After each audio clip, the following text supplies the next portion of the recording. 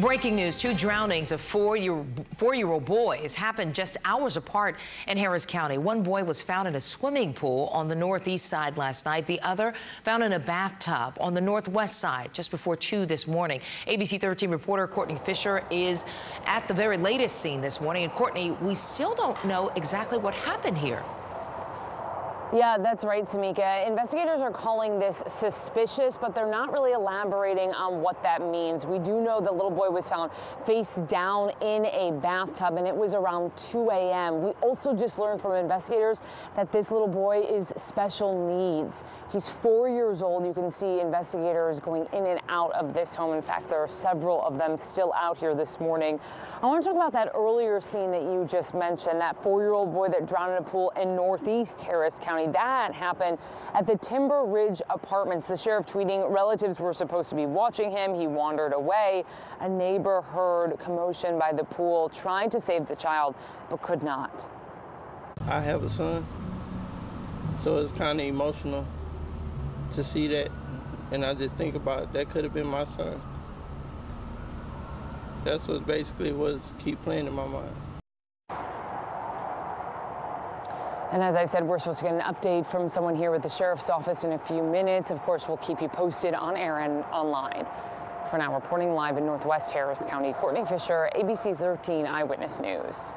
Thanks, Courtney. And over the weekend, a child died after being left inside a car in a neighborhood near Tomball. Deputies and firefighters were called to the Village Creek neighborhood on Mimosa Spring Drive Friday afternoon. Investigators say that child had been in that hot car 3 to 4 hours before being found. Afternoon highs that day were around 90 degrees. This is the first child hot car death in the U.S. this year. Well, this Friday, you'll be able to go to one of your favorite restaurants, perhaps, because most of them are reopening. ABC 13 reporter Jeff Ealing in Midtown to tell us about the new rules, though, they will have to follow. Jeff? Hey there, Tom. Yeah, it's a good sign and a welcome sign for a lot of people, the reopening of restaurants across the state. But if you are coming out on a Friday night, you might want to pack a little bit of a patience. You're not going to see a lot of crowds, and you just might not get a table. That's because there are some new rules for restaurants. They can only be operating at a 25% capacity, at least for now. Other rules include hand sanitizer must be made available, no tables of more than 6 people, condiments available only by request, and contactless payment is encouraged. The governor is allowing the Texas stay-at-home order to expire on April 30th, and that is giving restaurants a chance to get back to business. Some state Democrats think it is too soon to do this, saying we need more testing and contact tracing. But the governor says his experts believe it is the right time to do this. These are decisions that are the result of tremendous input by the best possible medical team. And we would not be making a decision to open up Texas without that medical advice. And that 25% capacity rule is going to remain in place for a couple of weeks to give health officials a chance to see if there's any spike in new infections. Also, we're hearing that the federal government might release some guidelines in the next couple of days that would include using disposable menus, disposable utensils, and disposable plates at restaurants. Restaurant owners we spoke with say they're eager to comply with whatever rules they have to get back to business. Reporting live, Jeff Ealing, ABC 13 Eyewitness News.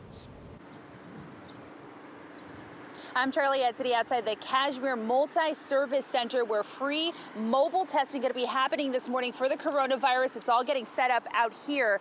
And let's get to the information that you need to know right now. This all starts at 10 o'clock this morning. It is completely free. You do not have to be showing any kind of symptoms, and you also don't even need an appointment to show up out here. So it's pretty easy. You can just drive up or walk up to get the test.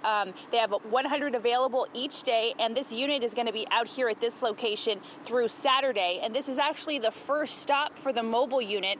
And head over to ABC13.com for a complete list of all the other locations of where this mobile testing will be happening in the coming weeks. Charlie City, ABC 13 Eyewitness News. Thanks, Charlie. Well, the pandemic has made it difficult to find some basics in grocery stores, and meat could be next. One of the country's biggest meat providers, Tyson, is placing ads in newspapers saying the food supply chain in America is, quote, breaking. The company predicts limited products and higher prices for meats. ABC 13 Bree Berry spoke with an expert from Texas A&M. She joins us live to find out about a possible shortage. Bree? Well, good morning, Tom. So I did speak with that expert, and he said, first off, no need to panic worrying that all the meat is just suddenly going to disappear from the grocery store. So that's some good news.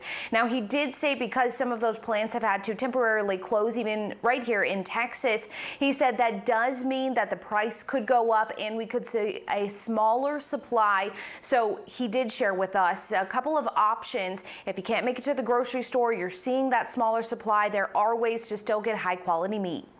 The food supply chain has been called into question after a number of meat processing plants were shut down because their workers contracted COVID-19, including 2 right here in Texas. Because all of the restaurants have shut down and the food supply industry has stopped buying our ag products, we actually have a tremendous backlog of ag products that are out there for home consumption. Texas A&M Law School adjunct professor Jim Bradbury says the industry is working fast to address the lack of PPE, not to mention there's an extensive backup supply of meat here in Texas.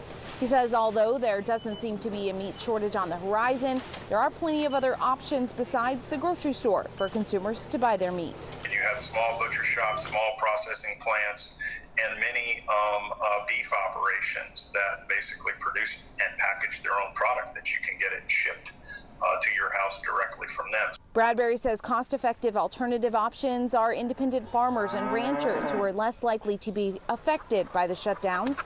Restaurant suppliers, most are looking to sell off ingredients restaurants would usually buy and direct to consumer wholesale companies. But I don't sense that there are going to be, any shortages at the groceries, but, it's again, it's part of this process to support other businesses and industry. So he also said, these are cost-effective options, of course, maybe not cheaper than when you typically go to the grocery store. So one way to save a little bit of money, Tom, is to order that meat in bulk from any of these other options. And then, send a text to your neighbors who also might need some of that meat, and you all can split the cost and still get that large order in. Back to you. Okay, thank you, Bree. Well, the other in-demand product is toilet paper. It has been in the pandemic. In the midst of this, ABC13's TJ Parker joins us with information from toilet paper suppliers. Yeah, good morning, Tom. We all remember the run on toilet paper and paper towels at the beginning of this pandemic, but there is some good news in this. While some items are still hard to find, toilet paper supplies are getting better. Of course, the shortage was caused by our shopping habits at the start of all of this, Georgia Pacific, which makes brands like Angel Soft and Quilted Northern say demand for toilet paper has increased more than 40%, and they're working quickly to keep up. Some big companies are even selling toilet paper on their websites.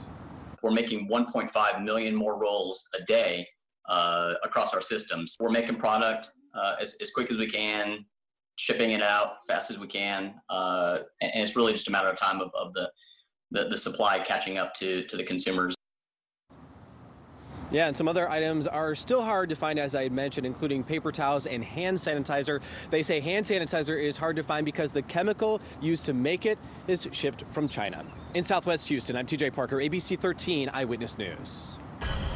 All right, weather-wise for today, already feeling the difference this morning as temperatures are averaging about 10 to 15 degrees warmer compared to yesterday. We've got some clouds in the mix this afternoon, some showers and thunderstorms, but the likelihood of strong to severe thunderstorms will unfold overnight tonight into tomorrow morning. And really the timing of this could be anywhere from midnight to 6 a.m., between 12 to 2 a.m. in our northwest counties, where there will be a 30% chance of encountering some damaging winds, even the potential for some large hail, but the tornadic activity should be on the low end. It's not zero, but definitely much lower than damaging winds and some hail. And some of that hail could be up to golf ball. Not going to be widespread, more isolated. Now notice what happens here throughout the afternoon. We get a few widely scattered showers, few rumbles of thunder, but that's it. And then as we get in toward sunset, things start to quiet down. Leading edge of some heavier rain starts to move into our area by midnight. That line of heavy rain and storms moves into the Houston area between 2 to 4 a.m. and then shortly thereafter off the coastline before sunrise. I think as we get into 8, 9 o'clock in the morning, a lot of those clouds clouds start to part, we'll start to sneak in some sunshine there and noticeably sunnier conditions as we get toward lunchtime. Put it all together and we could perhaps see anywhere between 1/2 inch to 1 inch, isolated amounts up to 2 inches, and we can definitely handle that. Our ground is still very, very dry, even though we've had some recent rains. It hasn't been widespread. Overnight, Wednesday into Thursday, by Thursday morning, we're talking a nice little dip in those temperatures, refreshingly cool air that'll bring us back towards seasonal average on Thursday, and then the heat is on by the weekend, guys. All right, and that's all the time we have for the news for right now. Thanks so much for joining us today. Join us on ABC13.com as well as our news app. Have a great day.